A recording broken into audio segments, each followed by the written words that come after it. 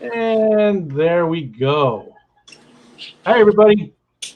How we doing tonight? Let's just take a quick look.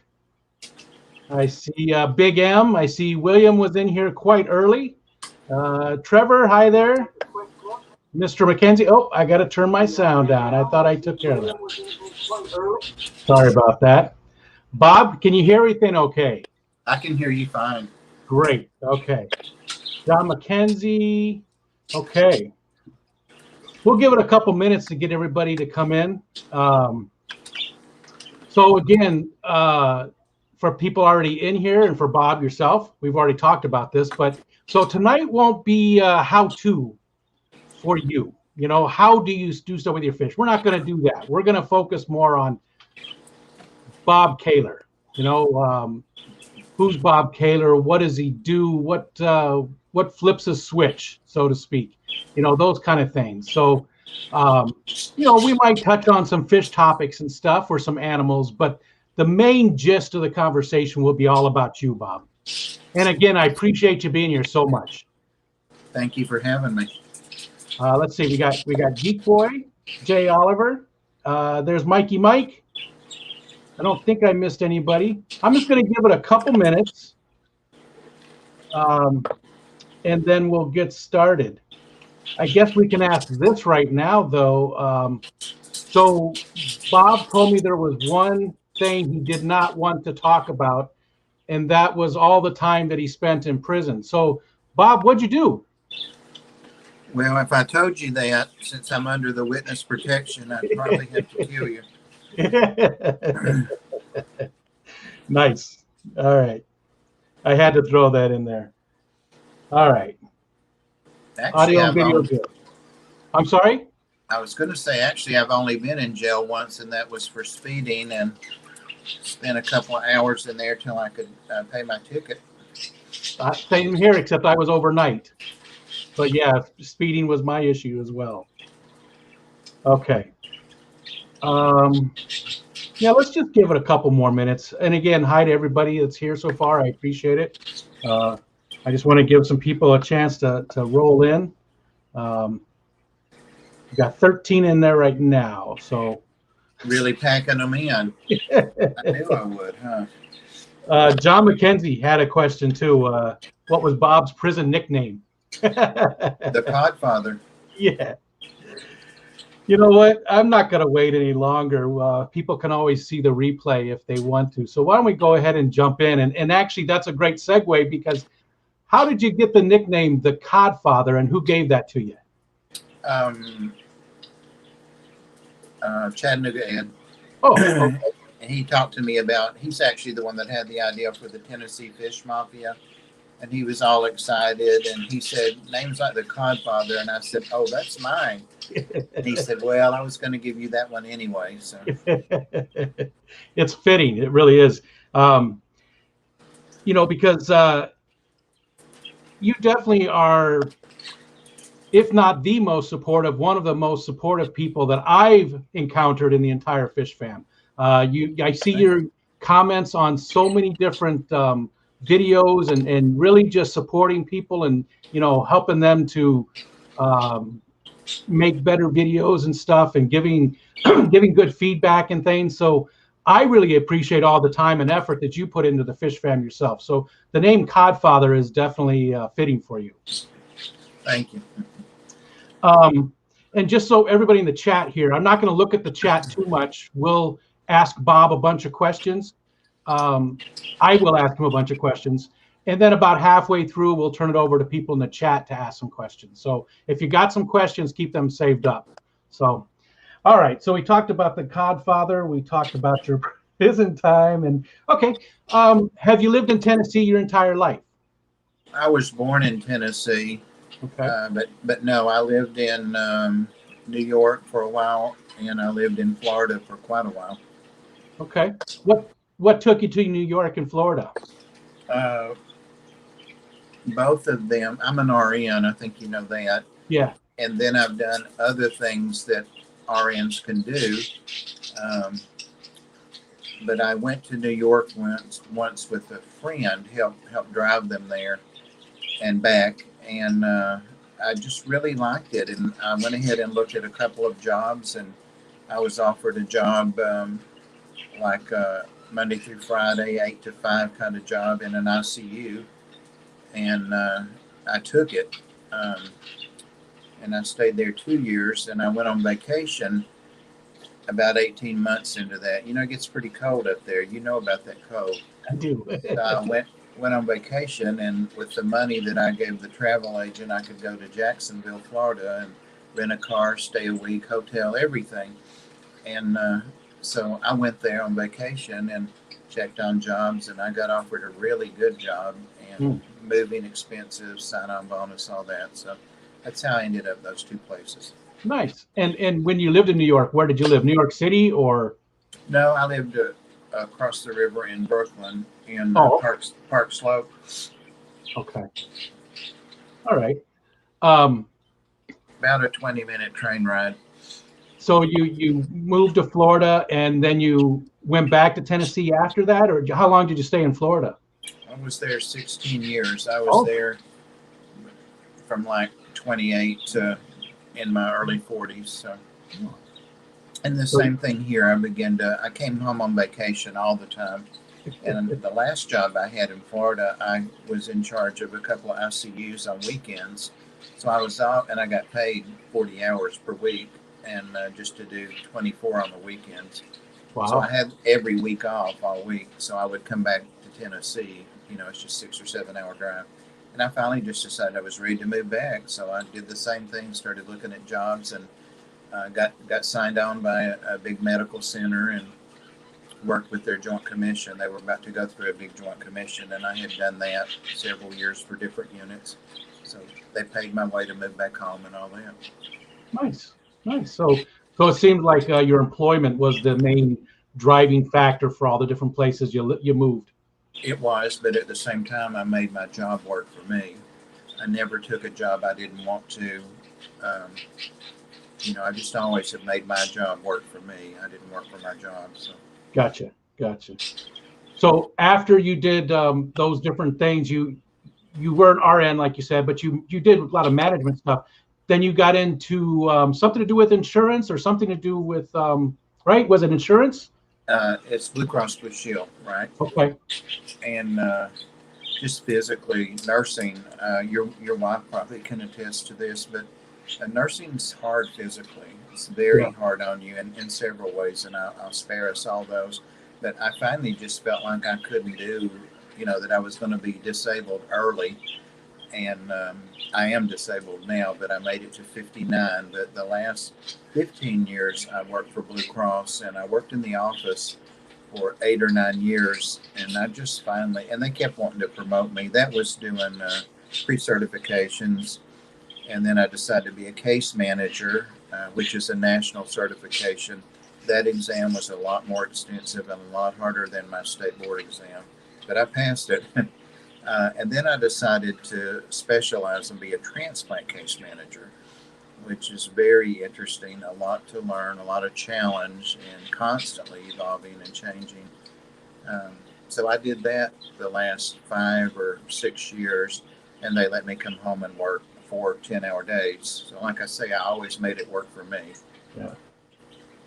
It's interesting that, you know, both yourself and Ed, close friends, right? Both of you are, you know, he gave up his kidney for his brother, and you were involved with transplanting different things too, like that. So it's interesting that both of you are connected that way, or you had that in common. That's because it's not a very common thing, is it? You know, it's not. And once when we were on a trip early on, when I first met Ed, we were kind of getting to know each other because we only knew each other as fish fam members, and that was one of the things that came out in conversation. Both of us like to talk, you know that.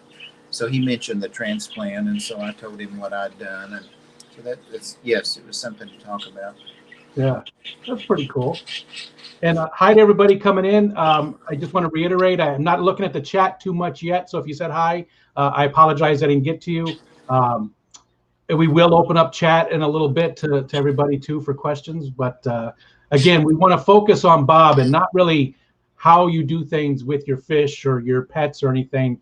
Um, you know, Bob, like a lot of people with his type of experience, gets those kind of questions quite often. So I thought it'd be a nice break for us to not heading up with those kind of questions, but more, learn more about Bob. So, okay, how about family, brothers, sisters, anything like Uh, that? I've got a brother in California. He's actually a half brother.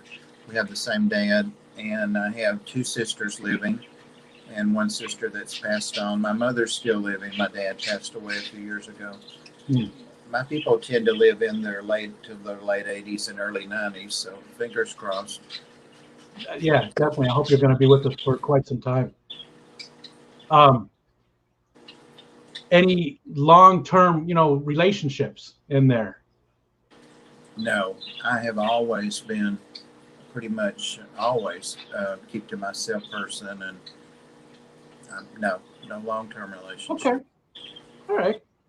Um, so we already talked about what the type of different work you've done. Um, other than different types of pets, all your different. I know that you have. Don't you have birds too? I know you have some reptiles. You have snakes. I believe you have birds as well, right? Yeah, and I was going to ask if they're too disruptive back there. They're kind of behind me back there, and when I'm in here, they like to talk and talk and talk. No, I can hear them, but just a little bit. They're fine. They're right there. Gotcha. Parakeets, budgies. Is that what I'm saying? Yes, four of Okay. them. Yeah. Yeah, we used to have a lot of birds too. When I lived in Arizona, we had an aviary in the backyard. Oh, cool. Zebra finches, cockatiels, budgies, all kinds of stuff like that. Cool. Um, so besides all the different pets, what other kind of hobbies do you have, or do you? Um, I guess my volunteer work is really my hobby. I have been volunteering for, oh gosh, over 15 years before I was able to stop working or before I did realize I had to stop. So I kind of had two full time jobs there. So volunteering at the ARC, and there I'm the director and I'm also the president of the board. So I'm really involved in that. Um, but as far as hobbies, no, not really anything. It's It's all all pet. it's all pet related. Yeah. Oh, that's cool. I mean, I have a million different hobbies, but definitely pets are up there among my favorites. And I don't know if I would even call them hobbies. Maybe fish are hobbies, but like my dogs are, just like yours, they're family. They're not really pets. They're not Right. something I own. They're something that lives with me. Right.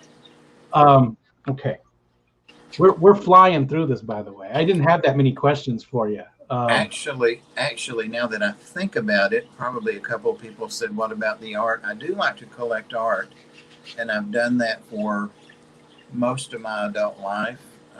Right now, I've been collecting a lot of Pam stuff, and I have a lot of it, a lot, and I have quite a bit of Priscilla's, and of course, I have originals from both. Um, and I used to collect. I started out collecting an artist called Ben Hampton, and he's passed on. But he did a lot of the local Tennessee things like old barns and wildlife and log cabins, things like that. And I have lots of his stuff that's framed and hanging around the house. So that's pretty much been an adult, lifelong thing. Nice.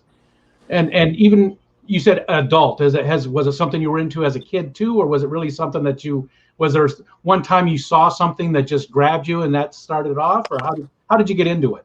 Um, I have some Cherokee Indian background. My grandmother was, on my mother's side, was half Cherokee. So I've always had an interest in that, but never really been that involved in it. And a good friend of mine, one of my nursing professors, later was one of my best friends. She's passed on too now, but she knew that about me, and she had given me my first Ben Hampton. And her husband managed one of the big older type pharmacies, not the chain pharmacies, and that his store was one of the places that Ben Hampton would go and release the art, sign a number of the things, and that kind of thing. So she would always get me something, but the first piece she got me was Nancy Ward, who was an Indian princess, and in fact married one of the first governors of Tennessee. And she's buried less than an hour drive from me. So she gave me that, and that really got me into it when I started looking at the detail and all of that. And I just kept collecting his things. Nice. That's cool. It's not just oh, I went to the store and saw this, but there's some story there. And I find that is the case usually with things that we stick with for a long time. It's not just a spur of the moment type thing. It's usually there's a story of how we got into it, you know.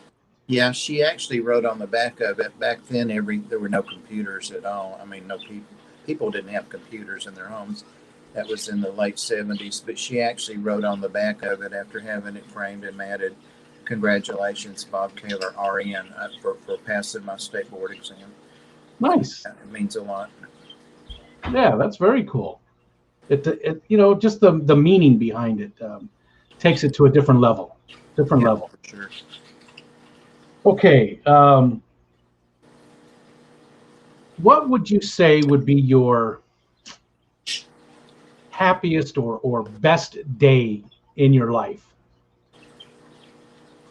What, you know, it's hard, you know, because we have a lot of cool things that happen throughout our lives, right? You know, different things but can you really pick one day that was really just maybe your proudest moment, or your, you know, was it like the day when you passed your first, you know, the state cert for RN or something like that?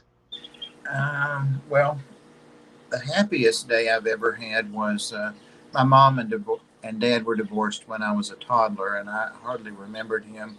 And of course, I always heard horrible things about him and all that. And my half brother, we have that same dad, but his second wife passed away.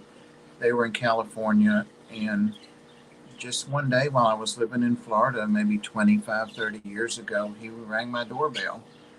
And I knew him instantly. He was my age then, and I just couldn't believe it. And so we got really close and got to spend a lot of time together.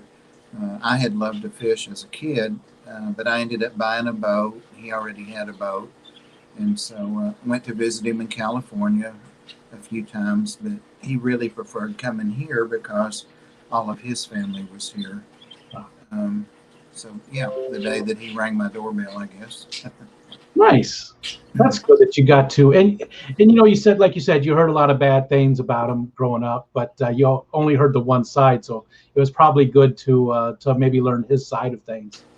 Yeah, he was real careful. I would tell him later on, after a couple of years, I told him some things that she had told me, and he said, "Well, you know, most of it was like that did happen, but let me tell you, this is why," or she left out this part. But he would not talk bad about her.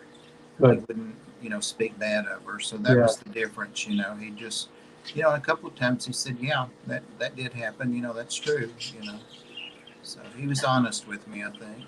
Yeah, that's good. Yeah, I'm not going to get into it. I was going to talk about myself for a little bit there, but nope. This is all about Bob today. So, okay. So we talked about the happiest. What do you think? What's your saddest day? What was the worst day? When I lived in New York, I came home the first summer I was there. No, actually, it's when I went to Florida, and then I flew back out of Chattanooga and left my rental car in Chattanooga. I drove from Florida to Tennessee. Anyway, I went to see my great aunt, who was the person I love most in the world, and I had spent every summer and weekends on her farm, and she knew how abusive, you know, our mother was. So, just really a saint. I mean, and I'm not saying religiously, just a really, really gentle, wonderful person. But she had broken her hip, you know, and fallen, and had surgery successfully, and she was in the hospital. Of course, I'd been an RN then for several years, so I went to visit her and checked on her and really enjoyed seeing her. And I hadn't been back to New York long. A couple of days, my mom called, and it was Aunt Toady. It was Toady, like Toady Fields. This was Aunt Toady, died. I Oh, think she had a blood clot, and you know that was not uncommon even 20 years ago to have blood clots that killed people after surgery and stuff. So that was the saddest day, yeah. and I couldn't go back to her funeral because she wasn't immediate family and that kind of thing. So, Oh, yeah. and she actually raised my dad. She actually raised him. So Yeah. So probably a lot closer than a normal aunt is to most people. Yeah. definitely. Yeah. I don't think I'm going to ask that question anymore. The saddest day. I don't think we need to know that. I mean, it's nice for people to be able to share things, but it just seems sometimes I think, and I feel like this is the case here, is that maybe it's a painful memory a little bit, and maybe not. It is, but I've heard you ask a couple other people that, and since you Yeah. had told me a few weeks ago that you were going to have me on, you let me know when. I thought about that. It came up both times when I, was watching and heard you ask people. So Yeah. I was just hesitating because I wasn't sure I wanted to share that, but that's definitely the saddest Yeah. thing. I think you'll be the last person I ask that to. It's just like I said, I think there can be too many painful things there, and we really want to keep this more lighthearted and up and up, life affirming. Um, Great. I was just going to ask one of the mods if they could put up the link to uh, the arc. So and Big M, like always, was way ahead of me. He already got it. Nice. Okay. Thanks for that. Appreciate that. Okay. Actually, that's all the questions that I wrote up for you, Bob. Um, is there anything before we open up into the chat? Is there anything that you would like to say about yourself? Is there anything you would like to tell people?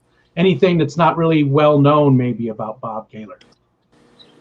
No, I don't think there's a That's hard. lot that I don't think there's a lot, if anything, that people don't know about me, and I'm pretty much what you see is what you get.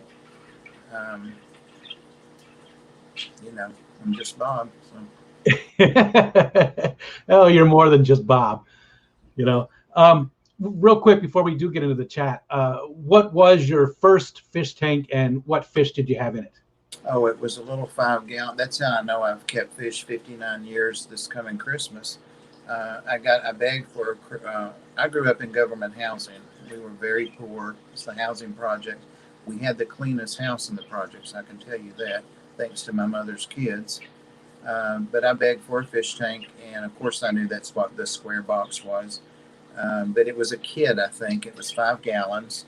And the first fish, is that what you asked me? Yeah. The first fish, Woolworths back then was where there was no fish store in Athens, Tennessee, where I grew up. But Woolworths and Coons, another 5 and dime, they were kind of opposite each other on the courthouse square. This is true. And of course, I would make a little change here and there, helping relatives do this or that, or cleaning somebody's bathroom. I mean, there was, I couldn't work. I was a kid, but I was 7, had just turned 7. But I got the tank, so I got it all set up, and I read a lot. Of course, no computers, especially way back then. But I had read a lot and picked up things to read about it, and I did love to read. That used to be a hobby. I don't now, but so I knew how to cycle it and all that. But I got to pink fish that were pink convicts, and I thought they were just really cool because they would go in and out of this little house, this little, ceramic house. So that's what we got, and brought them home, got them set up. And the next morning, of course, I had a cloud of fry because they had hatched, moving into different water, or it was just time. And my mother wasn't having that, so I had to catch all the fry and take them back, and then had guppies. So the convicts I had for a day. Oh, that's too bad. I can just imagine how excited you were. I mean, I'm still excited. I just did a video today about all the fry in my guppy tank, and so I can imagine how excited as a kid that you are, and then you had to take them back. That sucks. Yeah, I saw the notification for that since we were talking. Yeah, and just to go a little bit more on that, since I think we have time, is my aquariums became one reason I stuck with it until I moved out when I was 17. Is that was really my escape. I mean, if you could save up $1, you could get 4 fish, or and I was constantly reading about new fish, just like I am now, and getting a different fish. But I was finally she let me get a 10-gallon. So I had 2 tanks. And then as soon as I moved out, I got my 55 that I finally left in New York. Um, but yeah, that was really an escape, a thing like the sad stories where kids go off and have something they do, they ride or whatever they do, sublimation, doing something positive with all the anger and the hurt and all that. So it was a great escape for me. So I never underestimate how important it is for anyone, not just children, but anyone. You can really crush somebody by saying something unkind or cruel. So that's why I always try to find something positive, or encouraging. Sometimes it just has to be 2 words. Yeah. But we can all benefit from that. So. I'm with you 100%. We could all be kinder to each other. And you're right. Just those little things, those little kind words once in a while make a huge difference. Sometimes I find myself thinking something negative about something or somebody's doing something. And I'm like, they could do this so much better. But I try not to focus on that. I try to focus on what they are doing well and give them kudos for what they do. I always end up saying do. Don't know. From psychiatric nursing, and I've never forgotten it. Should behavior, like they should do this, they should do that. That should behavior will get you in trouble when you start wishing should on them. It's going to hurt you. So yeah. Okay. Well, let's go on. Let's look back here in the chat and see. So we got 20 people in. And let's see, there's Greg the Guppy Guy. I'm not sure if I said hello to everybody, so I'm just going to run through a real quick. Greg, Guppy Guy, Edgar Reyes, hello. Fish and Floral, hi there. Let's see, I talked to Big M. Collins Critter Cave, hi there. That was hard to say. Collins Critter Cave, there we go. Colin? I think it's Colin. Okay. I've asked him that before too, and I'm not sure I had clarification on that or understood. I think he did. I think I was in that stream, and I think he did. So okay. I think it was Colin. Okay, so yep, correct. Yep, good. Okay, so let's just scroll up real quick and see. Oh, and I don't know if I said hi to Rocco, if he's still in here. He was there. Okay. You criminals. Okay. Just scanning through here real quick. Bear with me just for a second, please.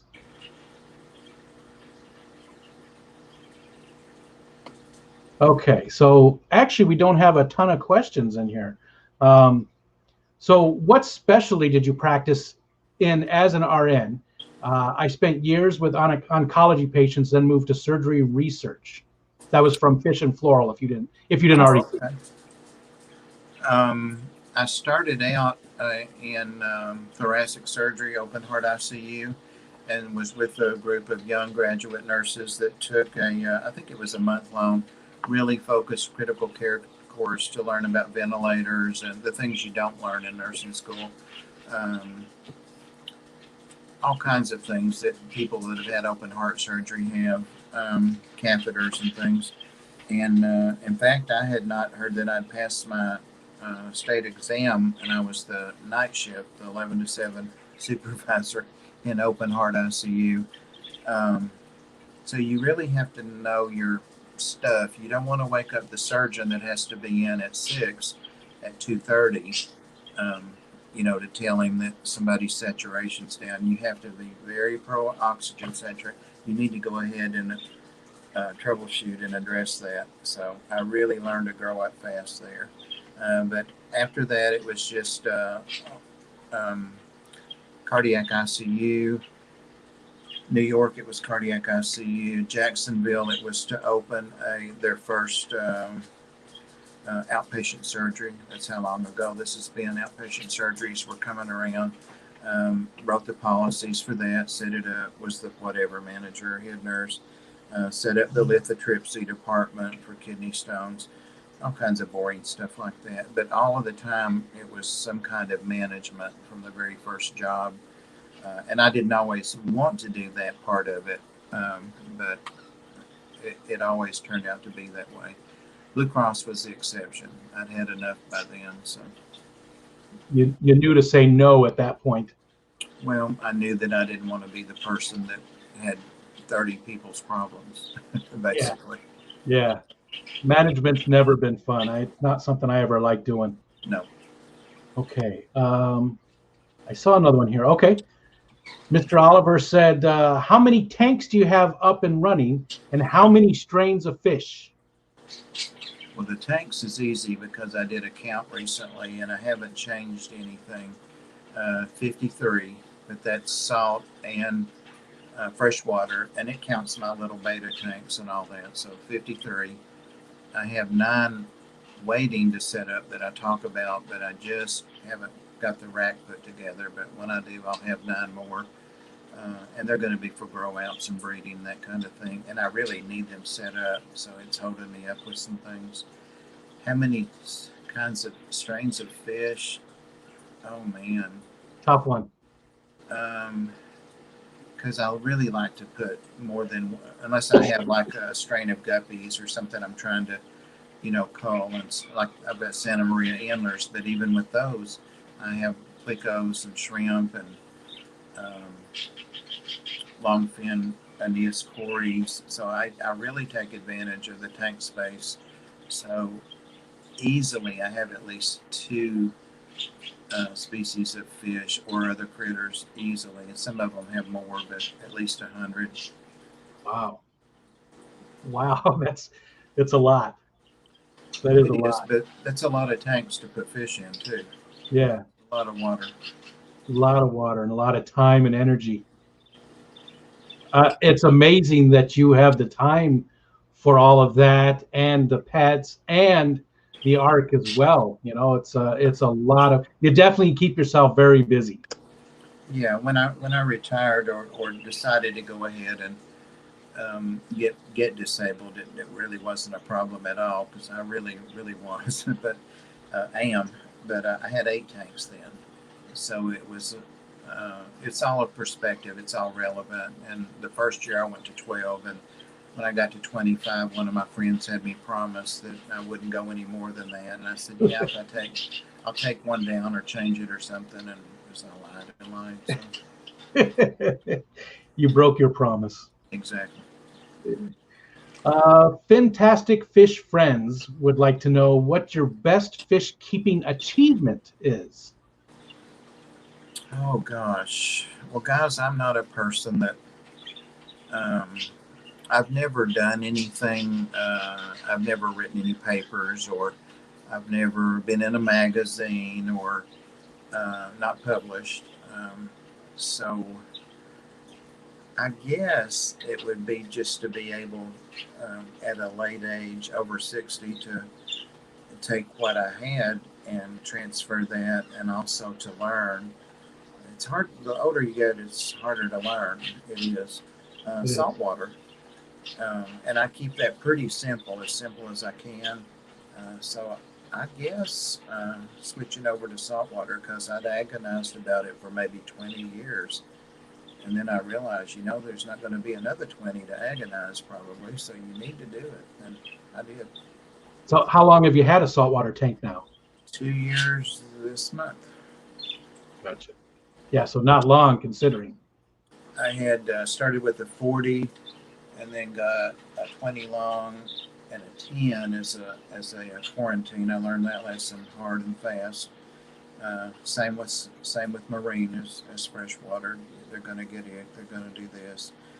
And then I went to the 125 over a year ago, when I felt confident and knew I needed to move some of the fish up to bigger space. So there's 4 of them now. Nice.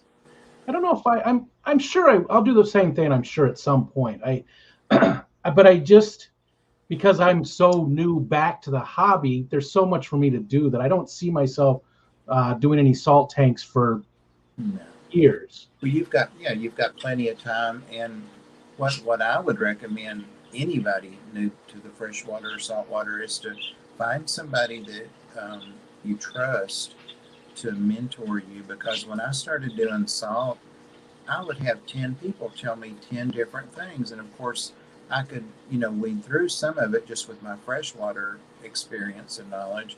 But I decided that the young guy and his wife that ran the fish store that I liked most, they really seemed to know more. In fact, they didn't know anything about freshwater hardly. And they would often ask me, what about this? Or should we order these fish? Or. So I thought, I'm going to turn this around, and I trust them. And they really, really helped me get through that. They still do. I'm going to buy salt from them this weekend. They kept their wholesale license and closed their store, but they sell things out of their home like coral and some supplies to some of the customers like me. So I'm going to pick up a couple of boxes of salt. But yeah, pick somebody that you trust and that is going to be honest with you and take the time. And one question I asked early on was okay, so I'm going to be cycling this tank and blah, blah. So is the beneficial bacteria different for salt than it is for freshwater? And they're like, we don't know. So I had to research that. It is, and it's even different for brackish. So it's the same stuff. You just need a little guidance to start out. So. Yeah. And I think that's true with any time you're keeping animals is finding somebody who knows about them and like you said, can mentor you through some stuff. And just having that relationship with somebody too is always a positive for your life in general. Right. Okay, Fishymon came in. Just wanted to say Uh-oh. hi, Fishymon. Oh, but no question. No, no, not yet. Anyways, I scrolling down. So what's your favorite fish that you're currently keeping, and what will be a dream fish you have not kept yet? That's from Trevor Gregory. I don't know Trevor, I don't think. I'll have to check out his channel. You've got some people I don't know over here, so I'm going to have to go back and watch all this, and I always do anyway. And see if I and before you answer that, just in case anybody in here isn't yet, please go subscribe to Bob. You're almost to 3,000, right? 2,000. 2,000. 19 or I need 30 something. I haven't looked at it since this morning, but 30 something. Okay, so yeah, you're very close. And I seriously doubt that anybody in my stream is not going to be subscribed to you, but just in case anybody isn't, you definitely owe it to yourself to go subscribe to Bob's channel. Okay, so again, just to what's your favorite fish you're currently keeping, and what would be a dream fish that you haven't kept yet? Gosh, I'm like Dan on Dan's Fish. Every single fish he shows, he's like, this is my favorite fish. No, this one is. Yeah. I've got a bunch of favorites. Probably one of them is Dharma, the Fahaka. I have a big Fahaka puffer, and she's about 11 inches or so now. And I got her in pretty bad shape when she was about the size of my thumb. And I've had her 2 years exactly this month also. So she's pretty cool. She has a big following on my channel that comes and goes, but people respond to her when I show her, and she's got a lot of personality. Yeah. And what fish would I like to have in the future? I actually don't think about, I know when I see it, that kind of thing. Yeah. Actually, I have a lot of fish that I didn't keep. Like I never kept rainbow fish till about 2.5 years ago, and I just saw this emerald rainbow at my local fish store, and it was the only one in there. Someone had brought it back or something. It was a single fish, and I thought, how gorgeous! And I've never liked rainbow fish, and I got it. And the next day, I went back and got 6 yellow rainbows, and so you see behind me what's happened. So I've got 3 rainbow tanks now. And what I did, though, even with those, is over the years I've collected fish that were oddities or rare or expensive, hard to get, just to collect, like collecting art. You want something unique. So But now I'm going back and fish that I never collected or never kept. I'm going back and why didn't I ever keep those? So Yeah. that's what I've been doing lately is going back. But also with the rainbows, I'm getting some of the common that are, just because they only cost $5, they're still gorgeous, Yeah. Yeah. I love my Bosmanis. I Oh, love watching them. They're, just awesome fish all around. yep. Um, Killifish. I know you had some eggs. Do you have other killifish as well? You've had killifish?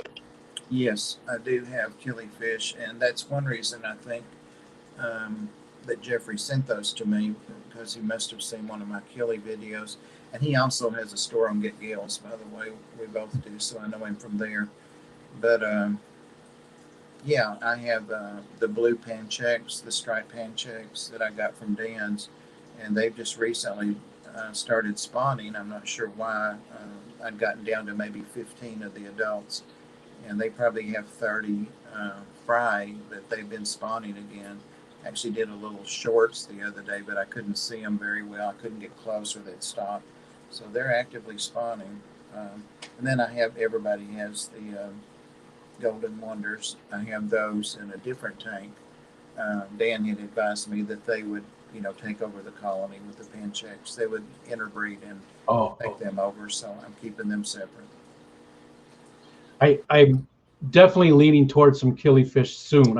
I'm actually getting pea puffers in a couple of weeks, but I think some killifish. I haven't decided which ones, but some after that.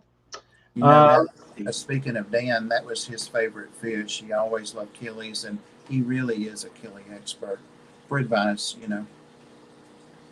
I love watching his streams and stuff, and he does seem very knowledgeable about so many different kinds of Oh fish. yeah. Okay, so Fish and Floral. I don't know if you saw the comments or if you're seeing the chat. She said she I'm was in not. oncology, ICU, but loving surgery. I'm a supervisor as well. Okay. Fantastic Fish Friends. What kind of saltwater setups do you run? See, I don't even know what different ones there are, so I wouldn't even. I I know. don't know I different ones. know he's. Well, I'll just tell you what I have because I looked at my fish stores, and the first thing I did not want to do is have a canister, and I don't want a canister. That's just my preference. You'll get comments now that say, "Oh, the canister's the best" and all that, but I never have wanted a canister. I've seen the horror stories, and I know those are exceptions, but I just do not want a canister for many reasons. My reasons. So I thought you had to have one, and you don't. All three of my stores that have saltwater use hang-on back filters.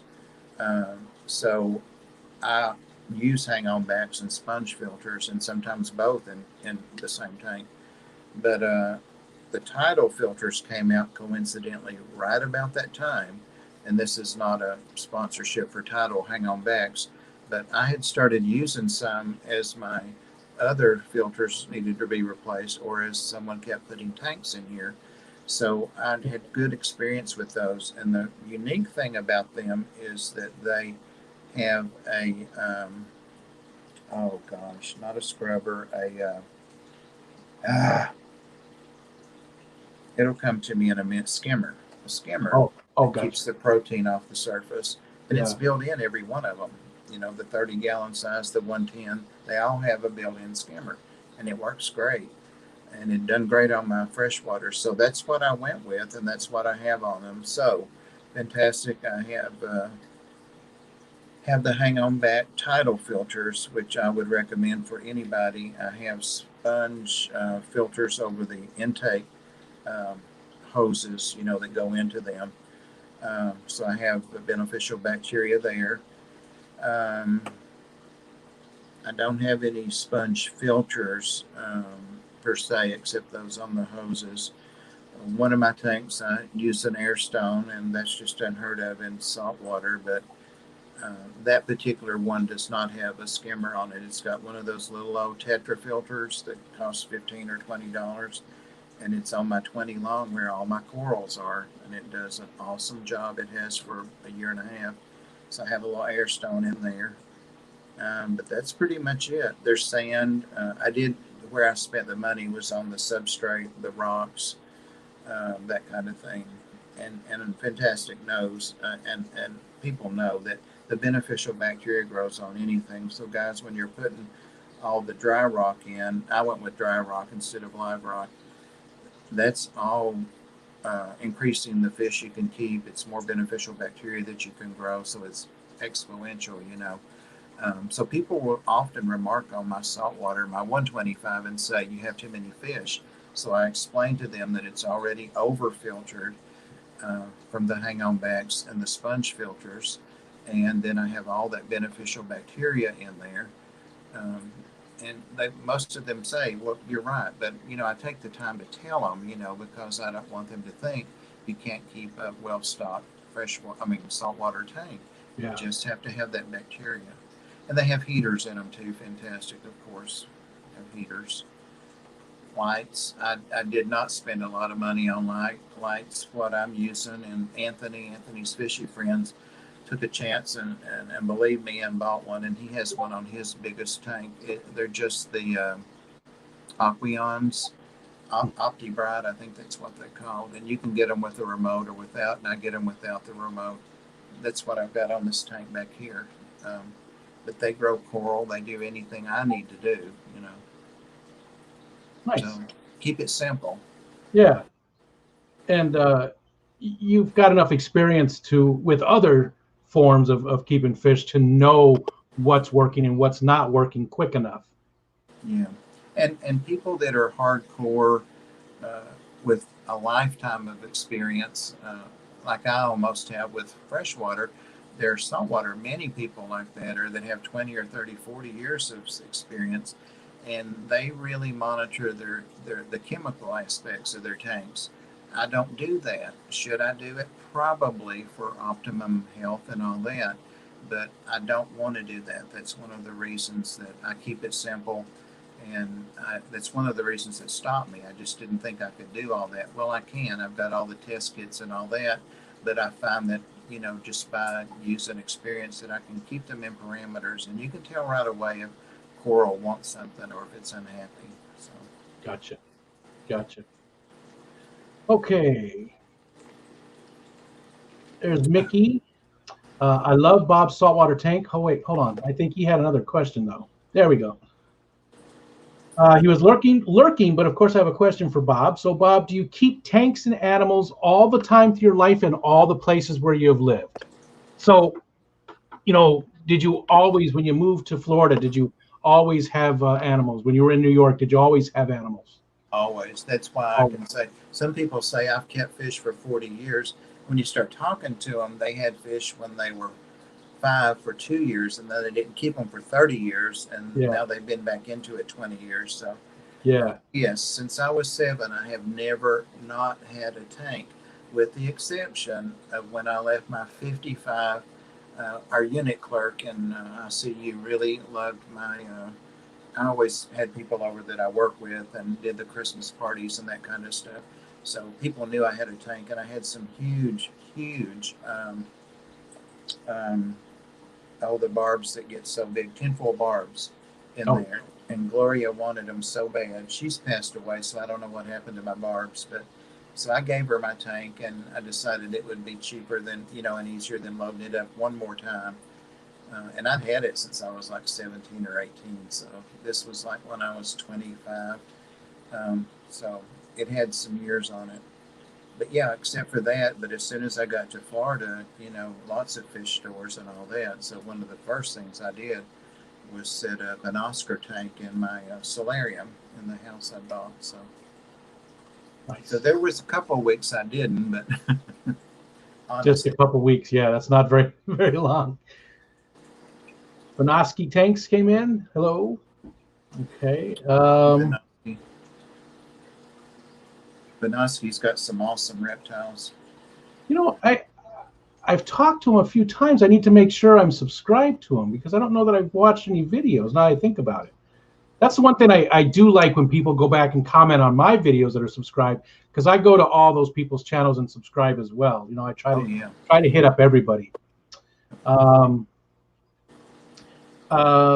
Nikki again says, I love Bob's saltwater tank with all the large fish in it. A group of fish in balance, as it seems. I'm also a fan of the Severins and the Geophagus. So I guess there wasn't a question in there. Well, we have the same taste. Those are my two favorite tanks, if I had to pick favorite tanks. Let's see. Grumpy Mike. Let's see.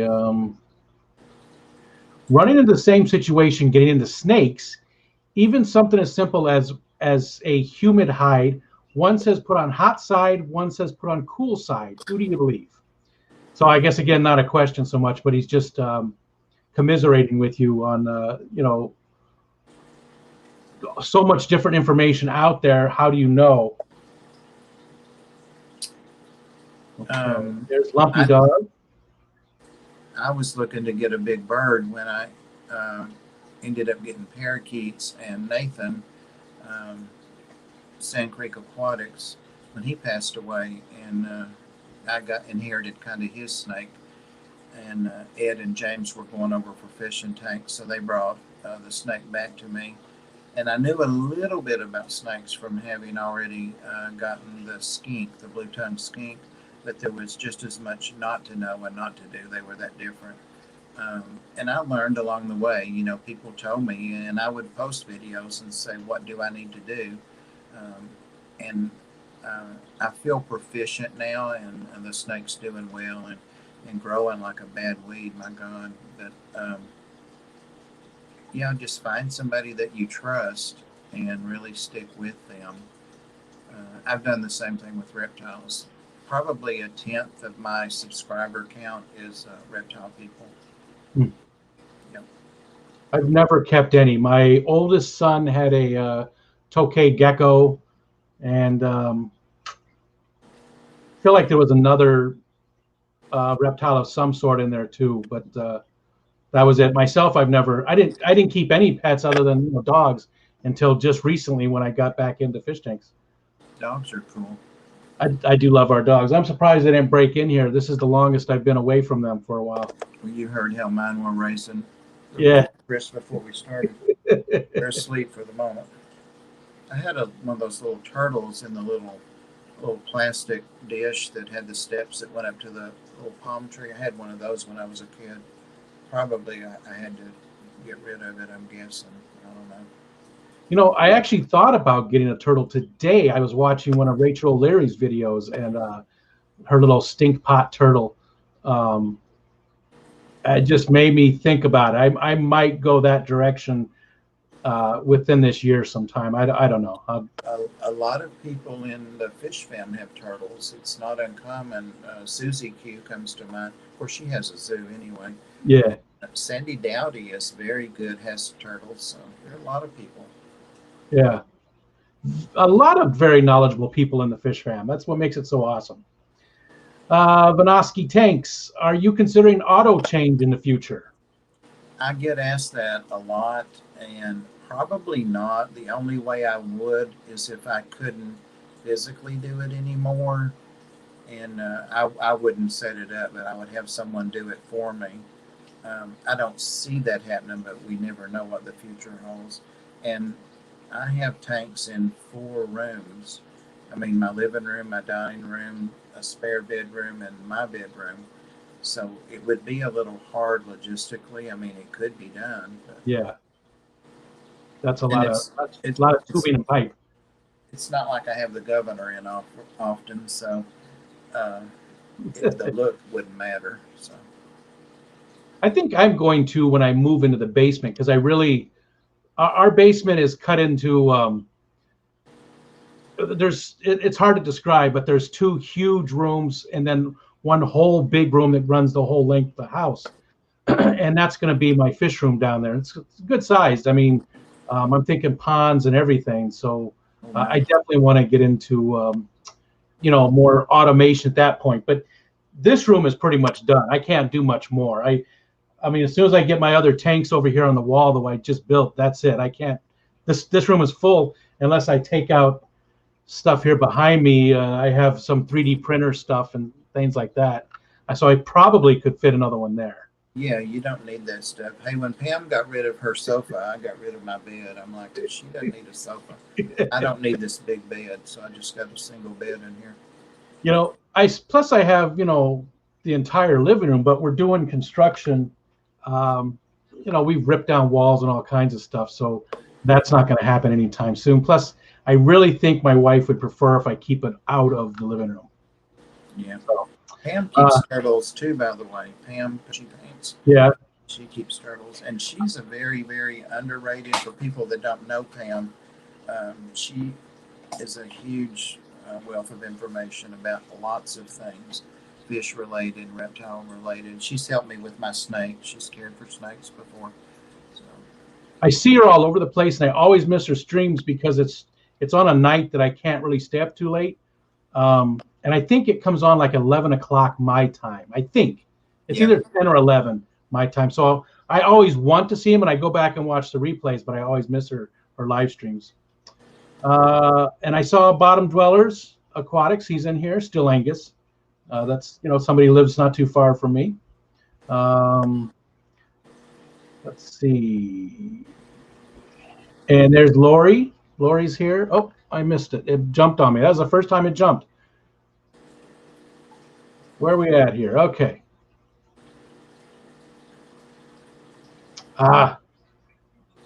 Nightbot. Jeffrey Watts. Sorry about that. I thought I took Nightbot out, and he's still causing issues. Anyways, I'm sorry about that, Jeffrey Watts. All he did was say hi, and it hit him. Big M, Midrill, Mriddle wants to know, if you could only have one sense, touch, smell, sight, etc., what would it be? You could only have one. Sight. Yeah. Yep. I'm going to agree. I would not want to not see my wife. So, Monster Fish Girl, hi, Lori. Good to see you. I do a lot of walking just around my little bit of property here, and I always end up looking at the trees, and I really like the trees when they start to bud up towards spring. Still winter, but the color changes on all the trees then too, even though they have no green. But I find myself wondering more and more, I wonder if I'll miss this someday, if I'll really miss this, Yeah, I'm with you. I just enjoy watching too. And we have some young trees that I let grow. We don't have a big property. It's just under an acre. And I let part of it just go. I stopped taking care of it 100%, just let it go back to nature. And a couple of little trees grew in there. And in the spring, we get the lake breezes, and it's sometimes they get pretty good. And just the leaves, it looks like jazz hands. That's what I always say. It's the trees have jazz hands. And I love watching those young trees like that. Okay, let's see. Here we go. Lumpy Dog. Question for Bob. How does it feel to mod with Candy when she is so darn quick in chat? How many channels does Bob mod for? Double question there. Well, I had gotten up to 28, I think, and a couple of them had enough mods, and so I went to 4 of them, I believe, and said, you don't really need me, if you do, you know where to find me and that kind of stuff. So I got it down to 24, but I actually just counted a couple weeks ago, and I had missed one. I forgot. Last night they had Fish Tank Barn on Jess and Chubbs, and I'm a mod for him, but he's not live streaming right now. So that would make it 35 even. So I haven't kept it down.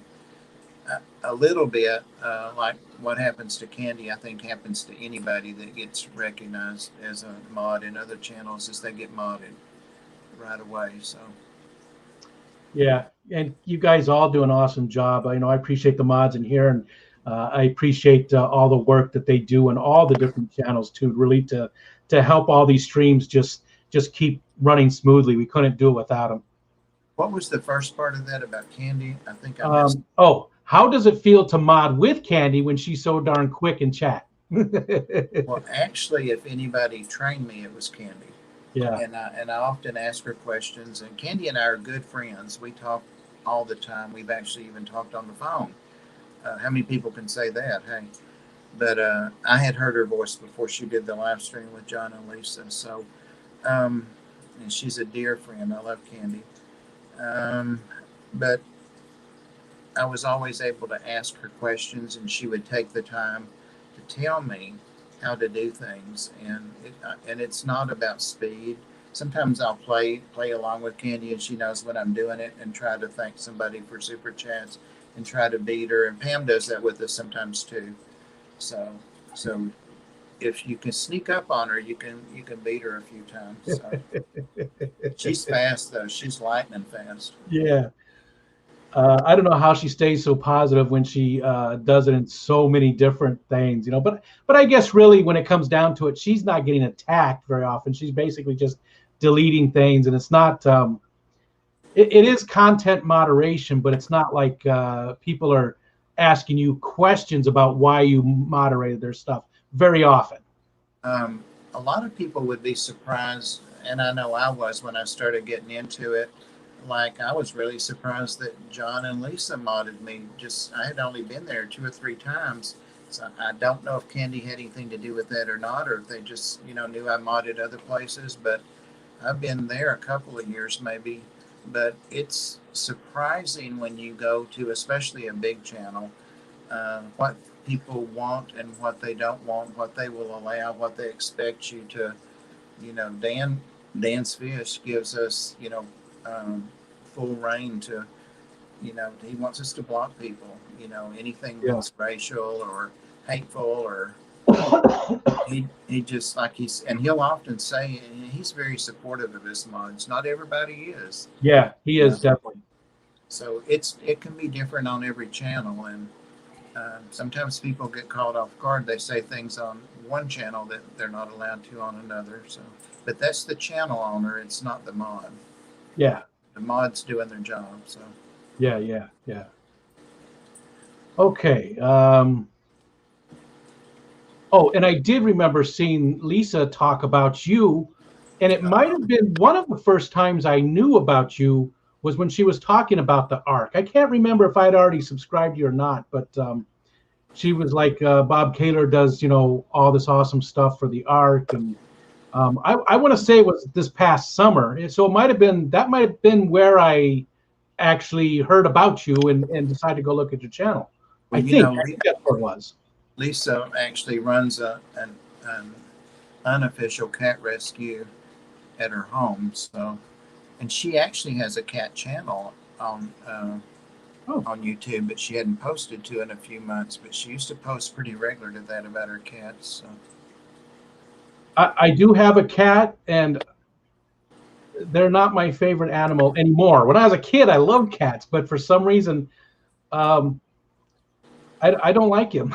I mean, obviously we take care of him and he's well loved and everybody else pets him and stuff, but I hardly even pet him, and he just angers me constantly. I know it sounds horrible, but all right. John McKenzie would like to know, and I don't know if I said hi to John, so hi, John.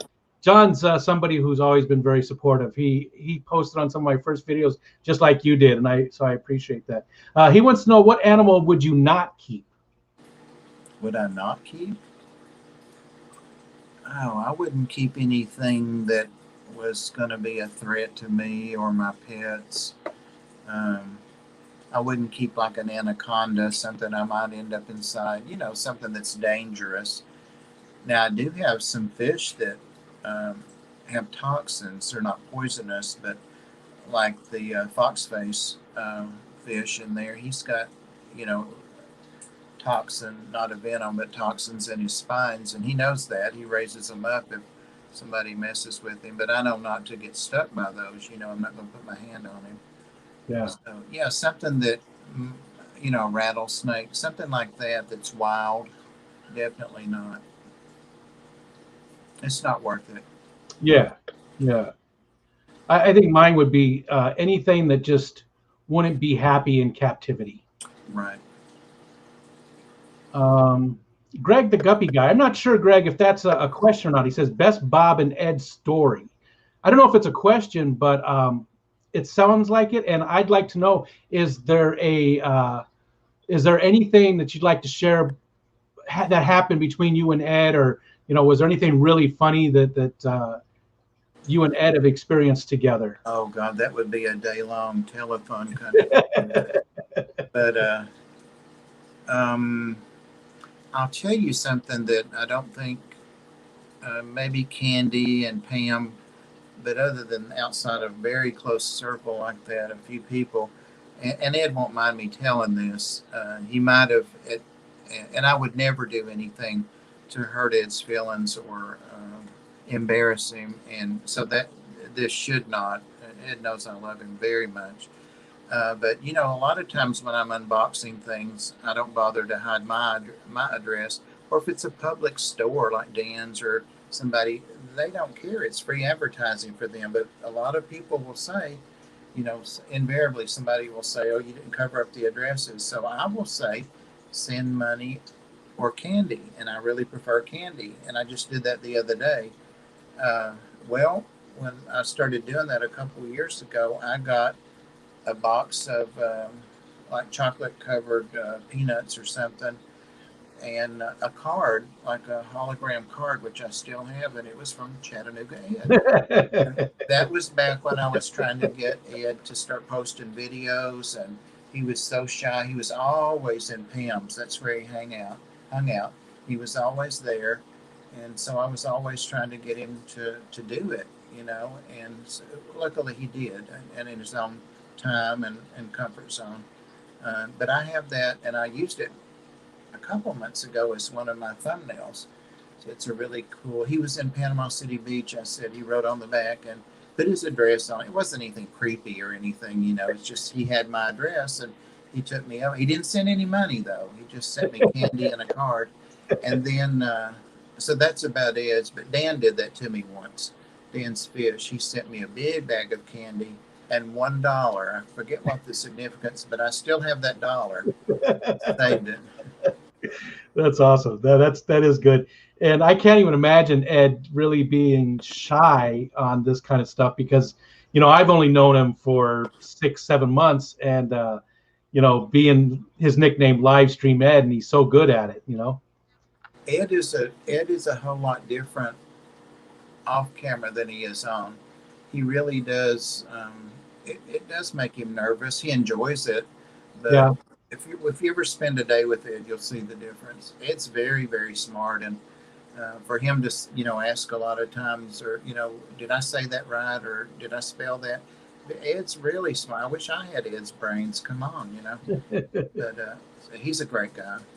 You said if I ever get to spend a day with him, well, that's sort of a life goal is to go hang out with Ed and James and yourself too. You know, just a lot of the awesome people. But you'll see the difference. You'll see the difference. Eric Furlow's there. Hi, Eric. Good to see you. Always good to see Eric. Oh yeah. Let's see. Bird Garden. Hey. Hi, Rack. Howdy, Rack. And did somebody put up Bird Gardens? I got to scroll through here and look. If nobody has, please put up Bird Gardens channel, please. I'm not sure. I'm behind so far. I haven't been paying a lot of attention to the chat, so I apologize to anybody that I missed as well. I always dislike that was when I go to a live stream and the people aren't really interacting with the chat, and I really haven't been doing that tonight, so I do apologize. But anyways, Bird Garden, very cool live stream all the time of a feeder, and a lot of cool birds show up there. I go and look at it probably at least once a day. Because I'm a bird watcher myself, so I am a member of the ABA and enjoy everything about bird watching. So I go look at that. Well, I have to confess and admit I'm a mod on Rack's channels and a member. So, but honestly, Rack is one of the people that really got me over at the end on 1000. I mean, he did live streams, and he would say there are 3 or 4 people in here, and and post their links. And Rack really, really helped me a lot the last, whatever I needed to get over. And we did it one night, and he worked hard to help me. So I'll never forget that. I don't know Rack very well, but what you just said is what I do hear from anybody who mentions Rack. It's always that kind of stuff. So it seems like an awesome guy, and a little bit I've interacted with him. incredibly nice guy and pretty knowledgeable about a lot of different subjects too. I've actually met Rack before, um, and his wife. She's the really cool one. The wife. That's usually how it works. It is. Daniel Velez. Hello, everyone. Do either of you belong to a fish society, not including YouTube? I used to belong to the Brooklyn Aquarium Society. Great source of information. Personally, I am not a member of any societies. There is one that's about an hour and a half, hour and 45 minutes from me, Syracuse, New York. But I don't go anywhere right now because of everything going on. And I do want to join some type of club or society. What about you, Bob? No, I'm not a member of any society. We do have a local fish club in Chattanooga, and I consider myself a member, even though I haven't been. They televise or air on YouTube and other places their meetings. And I know several people that go there. And in fact, one of them owns one of my local fish stores. So it's always on Saturday evening, and that's my time to be at the Ark when it's closed and take care of the pets. So actually, they moved the time up, so that may happen for me. But they have swap meets and all that stuff, so it'd be cool. Here's something that I agree with 100%. Lumpy Dog said, I like to tease Bob, but he is a wonderful and caring person. Much respect for Bob. And Bob, I've sent you a couple of messages, saying I only mess with you because I like you. I do pick on you sometimes in streams and stuff. We talk about old people. I feel like I can say old guy stuff because I'm right with you. I'm right behind you. So I'm not too far off from you as far as age goes. And so I always pick on you, but it's about stuff that I could pick on myself for as well. Right. Well, there's a difference in having fun with things than being mean about it. So, yeah. Thank you, Lumpy Dog. It definitely is. Okay. Oh, it's jumping on me actually. Let's see. Okay. So I'm sort of skipping over some of these. They're not so much questions, but just conversation in the chat. And there's a lot of good stuff going on there with the talking about the societies and stuff. Hey, I just thought any way you can flash my address up there so I can get some candy.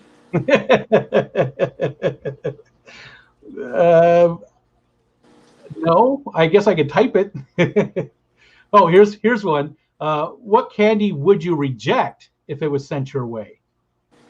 I'm actually diabetic now since I got those candies in the past.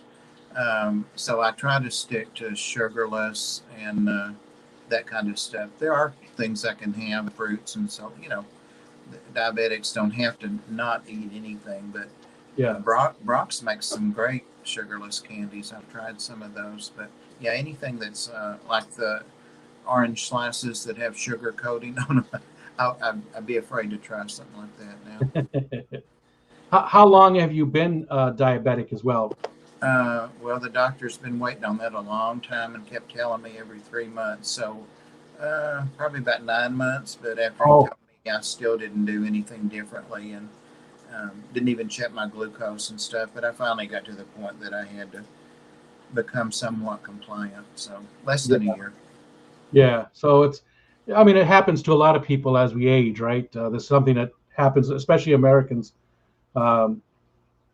I think a lot of it is just our diet that we've even if you try to do your best, our food is so loaded up with stuff. There's a genetic component to it too. Oh, gotcha. That's why they always ask, on any medical questionnaire, did anybody have this in your family? Diabetes is all heart disease. But my grandmother was diabetic, and my sister that's passed on, we're both diabetic. So. Wow. Yeah, so you're predisposed. Huh? Right. Fantastic Fish Friends. It'd be awesome to have a YouTube fish family convention. That does sound like it'd be a fun thing to do, where it really was just, more just the fish tubers. That's hard, though, because I keep seeing these new channels, and I don't see these people anywhere else. I don't see them going into other channels. I don't see them. Maybe they use different accounts for those or something, but I still consider them like fish family even though they don't really interact with a lot of us. You know what I mean? That makes sense. Most people, do interact. You see them. You go from stream to stream to stream, and you always see a lot of the same faces, and I do enjoy that. That's a lot of fun. It's awesome to go into a stream and everybody's like, "Hey, Rico," it's like you're walking into your favorite bar, and all your friends are there. It's just always a nice thing. And she's not in here tonight, but Chevy Fish was the one who started that for me. I would see her in streams, and she was saying hi to everybody. So I've sort of tried to pick that up and do that myself. Even people I don't know, I've never seen before, I try to say hi to them and just welcome them into what's going on and have them included and feel like they're part of what's going on. Yeah, to be acknowledged, to be validated, just that you're present. Yeah, exactly. Nice. Yeah, she and I are pretty good friends too. We email. She has quite a collection of fish and does a lot that we never hear about. She's kind of a candy behind the scenes as far as what she does. But I've shared some plants with her, and she updates me on those. And I even know her name. I've almost slipped a couple of times lately and called her by her name, but I won't. I'll do my best. She does seem a little more private, so I tried to pry or anything, but I definitely always make a point to say hi to her when I see her in the stream. Very nice person. Very nice. A lot of people coming in saying hi. Mike would like to know candy or cheese, Bob. Well, I guess you saw the video where Maria sent me a trunk of cheese. I still have cheese. Candy or cheese? If it's sugarless candy, candy or cheese, I would go with cheese myself. I do love cheese, and actually, it's something that's not well known, but upstate New York does have a lot of homemade cheeses and stuff, and a lot of our own. It's a lot like Wisconsin, really. They do a lot of cheese here. We have a really, really good winery we can walk through the woods to go to it. We used to have a trail even that went to it that meandered through the woods over next to us. But the winery is less than a mile from me through the woods. And it's a one-woman show. She grows the grapes. She designs the bottles. She does everything. She's amazing story. She's from Japan. She came here to study meteorology in the early 80s. And then she got married and she stuck around, and now she has this winery. And she's actually won quite a few awards and stuff. So there's a lot of wine, there's a lot of apples, there's a lot of cheese. A lot of stuff is really cool in upstate New York that way that you don't hear about. You hear about the California wines, you hear about the Wisconsin cheeses. You just don't hear about that stuff from New York as much. Okay, again, a lot of people coming in saying hi. Maple Street, I'm sure Aquatic Nests. I'm sure I've missed some other people too. John McKenzie said he's going to start singing the Cheers theme song. Aquatic Nest is Maple Street Aquatics. She's the other half of that. And actually I have her and Brandon on as guests tomorrow evening. Oh, well, nice. So I will get to meet them then, because I see the names, but I don't know anything about either one of them. So that'll be interesting. I can't wait to see it. Not so long ago, they were both very active and did live streams. And even before I was doing live streams, and, I've gotten a little bit away from YouTube. I mean, they've stayed on it, but not as active. But they have some really unique, interesting fish and tanks. So. I'll need to make sure that I am subscribed to them as well then. That's what's so hard about these is in the live stream, it'd be nice if you could go check out their channels from within. When you get a comment, you can go click on the person and go look at their channel, but within the live stream, you can't. And it would be nice if you could. You used to be able to do that, and they changed it. It would be nice to see that. Was, Okay. Does all the side chat make it difficult to run a live feed? I don't know that it makes it difficult so much, Fantastic Fish Friends, but I feel like I don't do a very good job yet on managing it so that I am talking to the people in the chat as much as the people that I'm interviewing. And that's going to be pretty much my whole shtick really is going to be the interviewing people because, you know, I'm so new to the hobby. I don't have a lot of experience to share. I do share my tanks and stuff and anything I've done, but, you know, compared to most of the fish fam, I'm such a noob. This is my real way of giving back. So I feel like I don't do a great job dealing with the chat. As I don't do as good a job as I should. Somebody who does an excellent job is James from Fish Room Fever. Yeah, and there's his partner in crime right there. There's Mr. Ed. Mr. Ed. There's Chattanooga Ed. Hey, some people probably don't remember who Mr. Ed is. All right.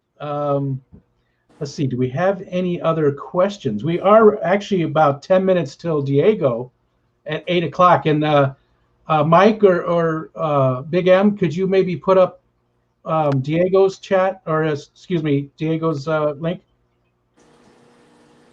It's always good to see Ed too. You know. Yeah, it is. There's a lot of people, even though I don't really know them, I consider them friends. Bob, you're one of them. Ed's one of them. James is one of them. You know, I could go on and on. Mike, and I'd hate to leave anybody out, but I really do consider people friends. And that's sort of weird for me because I usually don't consider somebody a friend until I've actually experienced quite a bit with them and you know, saw them face to face. So, well, I'll be honest. None of us are seeing Ed as much since he moved that woman in. You heard about that, right? I did. Okay. All right. We'll just leave it like that. I did. That woman. All right. So we got to end it up here pretty quick. But Fantastic Fish Friend said, I'm researching starting my own channel. And I'm going to give you some advice as somebody who's just barely done it. I started the last week in October. I don't have a ton of subscribers. I think I have just under 200. You know, I'm nobody big, but just do it. Just do it. Don't worry about making anything perfect. Don't worry about, you know, it's got to be this, it's got to be that.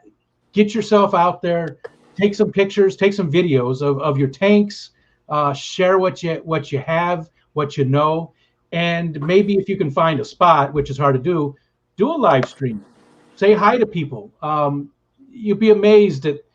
I don't feel like I'm anybody in the fish fam at all, but my live streams I've gotten, you know, one I had 90 people in, and I was like, what? Why is there so many people in here? I don't have anything to share.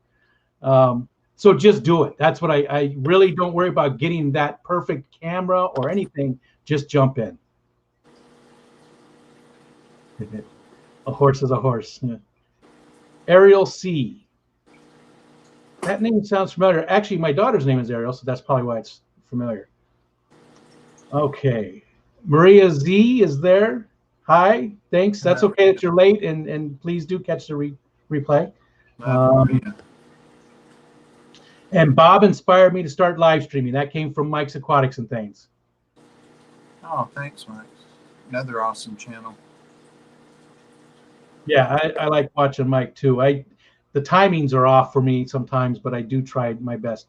Well, it looks like, does anybody else have any questions for Bob? Or if I missed any, I apologize, but you can repost those. I think we need to end it up here. And again, if did somebody put Diego's? Yep, there's Diego's. Thank you. Big M got it. Yep. I call him Big M because he's everywhere. Hey, Peter. It's good to see you, buddy. Bob Guppy's here. Of course, Peter. Sorry that I'm late. That's all right. You're stopping in. We're going to end things up in just a couple minutes, but I appreciate you stopping in anyways. Another channel that I'm on, Peter. I do catch a lot of Peters. Yeah, I like that phrasing. I made myself laugh there. I do catch a lot of Mob Guppy streams. Let's leave it at that. Okay, Big M says, and I call Riddle Big M because first of all, I do have a hard time saying his name, and I feel like it's disrespectful to him to mispronounce his name. I would love to hear him say it someday. But also, I call him Big M because he's also another person who's in a ton of channels, and he has a wealth of information about a lot of different subjects. I always see him answering questions, and he does a great job. So Yeah, he does. He's doing the same thing he did to myself and to Ed. He said, one question I want to ask. Oh no, this one's for all the guests. One question I want to ask all the guests: what would you change about Rico? And Rico, what would you change about Bob? Oh gosh. I see what you're saying, Em. You're saying all the guests, as in everybody that I interview, each of the guests. I get you what you're saying. Okay, so Bob, you can go first. What would you change about me? That's easy. I would hope that you'll stop. I hate to use the term self-deprecating, but I think you should. I think you should accept that you're a highly valued member of the community, and that many of us love you as a friend and for just what you are, and that's all you have to offer the community. So I don't. When you say, I wonder what I am, that 80 people were there, it doesn't matter, you're whatever you are to us. So I think you should just embrace that and accept it, that you're special to us. So I was thinking that earlier. I wish he wouldn't do that to himself.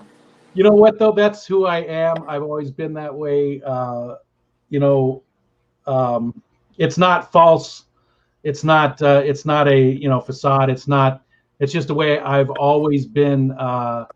Imposter syndrome has been a big part of my life. So that probably will never change. So God, can't be nothing.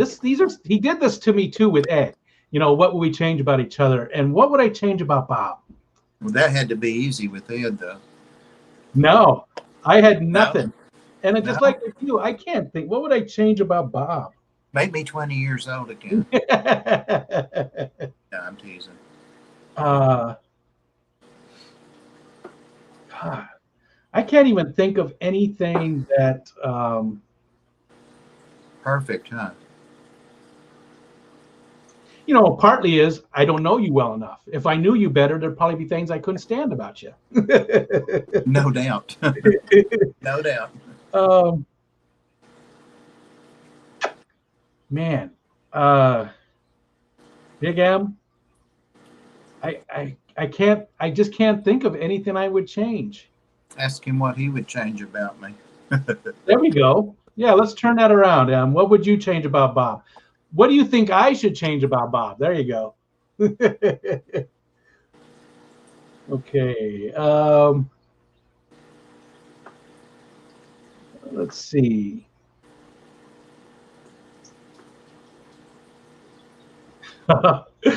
Mike said Rico was special until he said we aren't friends anymore yesterday. Well, that was a bad joke. That was a bad joke, Bob. Mike. I don't remember what it was now, but it was a bad joke. All right. I'm going to go ahead and wrap this up. It's only 2 minutes to Diego. That way everybody can get over there and see Diego. Everybody, thanks so much for coming in. Bob, appreciate you being here as a guest. I'm very happy that you were among my first as well. So we've had Kenny, we've had Chattanooga Ed, and we've had Bob. And those are three of my favorites, definitely in the Fish Fam. I have 9 or 10 more people coming up. And again, if anybody would like to be interviewed, I don't care if you even have a channel. If you don't even have to have a channel. If you're just interested and you've been in these live streams and you've been involved with the Fish Fam and you'd like to be interviewed, or you're just starting a channel, hit me up at that email. I'd love to add you to the list. I'm about 10 weeks out right now. I'm only doing one a week, and I've got about 10 people lined up. But I'd love to interview everybody. And with that, I think I'm gonna say goodbye. So everybody, thanks for being here. Thanks. We'll see you all later. Take care. Bye.